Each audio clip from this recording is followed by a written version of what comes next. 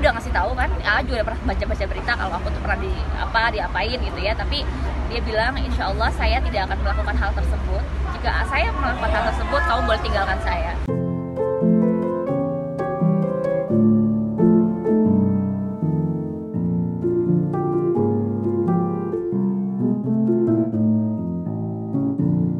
Dari dulu tuh aku pas setelah cerai, aku nggak pernah buka hati sama siapapun.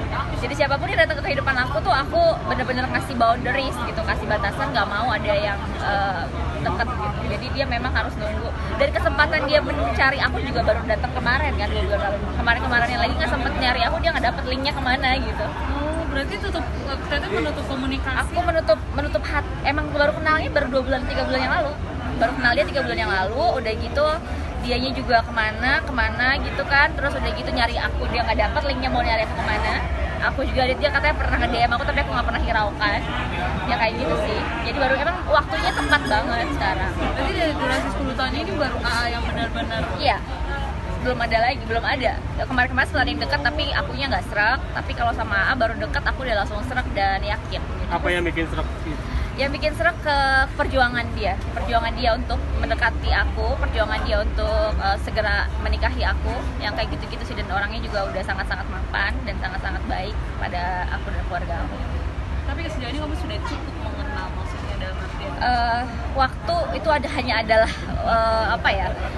kayak aku tuh ngerasa bahwa orang bilang kenapa sih lu cepet-cepet banget lu ngasih keputusan untuk menikah gitu. Banyak yang mempertanyakan itu, tapi ada perasaan feeling gitu buat aku bahwa dia adalah yang terbaik, karena jawaban doa-doa aku selama ini semua dari dia. Yang selama ini aku minta selama 10 tahun itu Allah tuh kayak ngirimin orang itu ya dia gitu, semuanya dari dia, dari hal-hal apapun gitu. Jadi aku yakin. tapi menceritakan trauma pernikahan sebelumnya ulang lagi atau aku udah ngasih tahu kan, juga udah pernah baca berita kalau aku tuh pernah diapain gitu ya, tapi dia bilang insya Allah saya tidak akan melakukan hal tersebut. Jika saya melakukan hal tersebut, kamu boleh tinggalkan saya. Jadi dari situ aku, wah ini orang berarti yakin. Dan aku ngeliat bibit bebet bobot keluarganya itu nggak ada yang seperti itu, nggak ada sifat keras.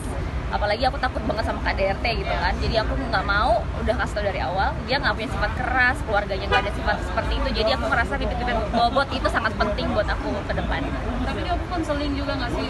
Psikolog pasti. Setelah 10 tahun kemarin aku ada psikolog yang memang menangani diri aku untuk merehabilitasi hati mental aku ada. Healingnya berapa lama sih sebenarnya dari buruk sampai akhirnya healing?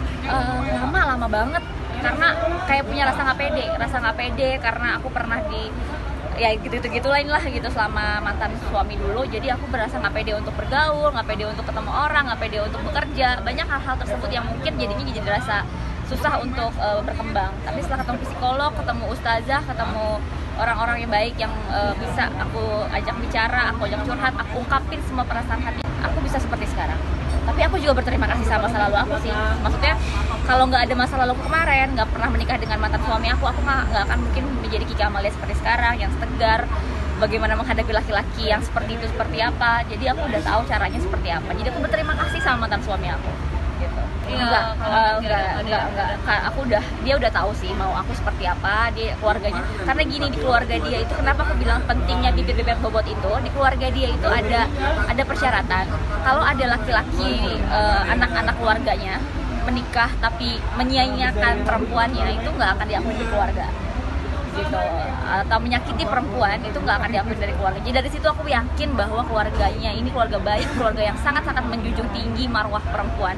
Jadi aku sangat menerima langsung gitu keputusan aku untuk menikah dengan dia. Ini pernikahan pertama buat Mama? Itu belum pernah menikah, sampai ketemu aku baru menikah gitu.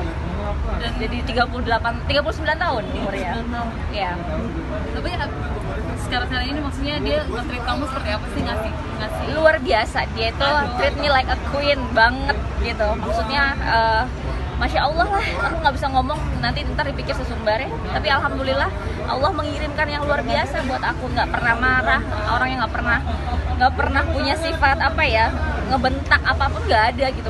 Terima aja gitu, orangnya sangat-sangat mengerti, menerima dan santai banget gitu. Jadi aku mulai mencari Mbak Kiki itu tahun berapa sih? Apanya? Mulai mencari dan 2012 ya.